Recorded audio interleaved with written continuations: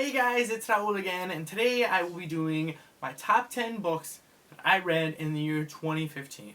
So 2015 was the year that I finally joined BookTube back in July, I want to say. So from July on, there were so many great books that I read. Even before then, even though I didn't do much reading before July, I still read some books that I really loved that made this list also, that I probably haven't really talked about that much on my channel because I didn't have a channel back when I read them. So yeah, these are all of my favorites that I read in 2015. So at number 10, we have We All Looked Up by Tommy Wallach.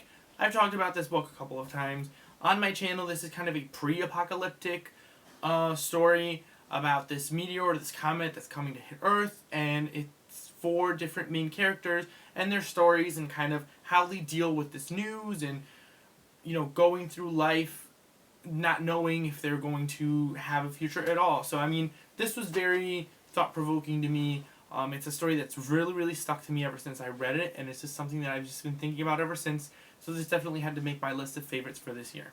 At number 9, we have Rotten Ruin by Jonathan Mayberry, and this is a post-apocalyptic kind of zombie-ish book.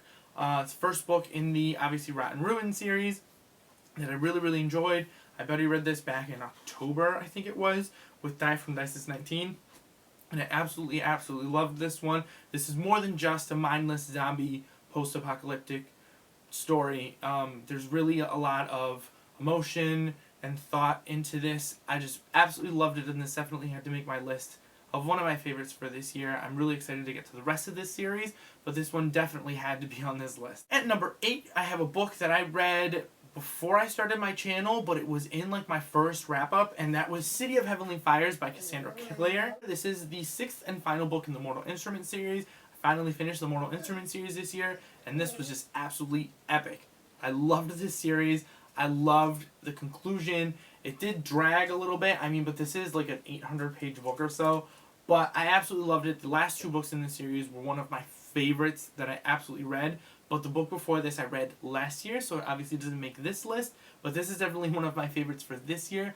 Absolutely loved it. Really excited to get to the new series that Cassandra Clare is coming out, which is a sequel to this series, which I'm super excited for in 2016. And hopefully I'll get to the Infernal Devices soon, because I haven't read that, and I want to read that before I read the new series. So yeah, I loved City of Heavenly Fire. I loved the Mortal Instruments. This is definitely on this list. And at number 7, I have a graphic novel, and that is Nimona by Noelle Stevenson. I absolutely loved this graphic novel. For those of you who don't know, this is kind of a superhero villain type story where the main character, Nimona, it wants to be the sidekick to a supervillain. It's hilarious, it's action-packed, it's emotional, and it gets a little deep in some points, which I wasn't expecting for a graphic novel. I absolutely loved this and flew through this. I read it on a car ride during a road trip, and just absolutely devoured this thing. It was awesome. I love Noelle Stevenson. She definitely became one of my favorite writers and graphic novelists of this year. So this has definitely had to make my list of favorites for the year. And at number 6, it's a book that I do not have physically with me. I have it on ebook, but that is Vicious by V. Schwab. This is another supervillain-ish type of book that I absolutely loved. If you guys have not read it before or haven't heard of it, which I doubt because everybody here talked about Vicious by V.E. Schwab, definitely check it out. It is about these 2 kind of arch nemesis that kind of figure out in college a way to give themselves superpowers, and it's kind of the rivalry between the 2 of them. It's awesome. It's really well written, very action-packed. I love the morally great characters. It was just super fun, and one that I absolutely loved this year. Now, number 5, I have Aristotle and Dante Discover the Secrets of the Universe by Benjamin Alire Sainz. This book I read during Hispanic Heritage Month back in October, and I absolutely fell in love with the story, the 2 main characters, Aristotle and Dante. I loved the relationship. I loved the family dynamic. I just loved everything about this book. It wasn't perfect, but it had to make this list because it was just something that was just so beautiful and such a great story. I loved the relationship, like I said, between the 2 main characters and their families. They just had great families and great parents. It's just so good. I loved this story. Definitely check it out if you haven't. At number 4, I have Six of Crows by Leigh Bardugo. Something by Leigh Bardugo had to make this list because I discovered Leigh Bardugo this year, and this was just absolutely amazing and epic. I don't know, a lot of you guys already know what Six of Crows is about, but if you don't, it's this heist story that takes place within the Grisha world, which is Leigh Bardugo's other kind of trilogy that she has, the Grisha trilogy, and this is just awesome. I absolutely loved every single one of the characters, the story, action-packed, just so wonderful. I mean, it's a beautiful book to look at too. So yeah, this is one of the best ones that I read this year.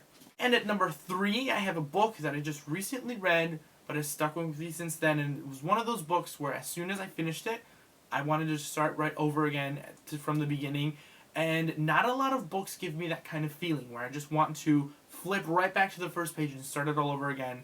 And that was Fangirl by Rainbow Rowell. This is the first Rainbow Rowell book that I read, and I read it a couple of weeks ago, so I still haven't really talked about it in my wrap-up because I haven't done December wrap-up yet because December isn't over yet. But this has definitely had to be on my top list of books that I read this year because I just absolutely loved it. I mean, from the beginning, there was something about these characters and the story that I was just hooked and loved, and it definitely had to make this list. For those of you who don't know, which probably a lot of you do, this is a story about Kath, her main character, who goes to college, kind of coming of age, and dealing with all of the things in college as she kind of writes fan fiction. So, I mean, yeah, this is definitely a wonderful book. At number 2, I have a book that I also read in December, but this was back at the beginning of December that I haven't mentioned in my wrap-up yet because, like I said, December's not over yet. And that was Ready Player One by Ernest Cline. I felt safe putting this on my list anyways because this is just, I mean, everybody loves this book. I see why everybody loves this book. I absolutely loved this book. This was just so wonderful. I mean, I don't know, I don't have words to express how much I loved this book, how much I loved Ernest Cline's writing and this world. It was just absolutely amazing and brilliant.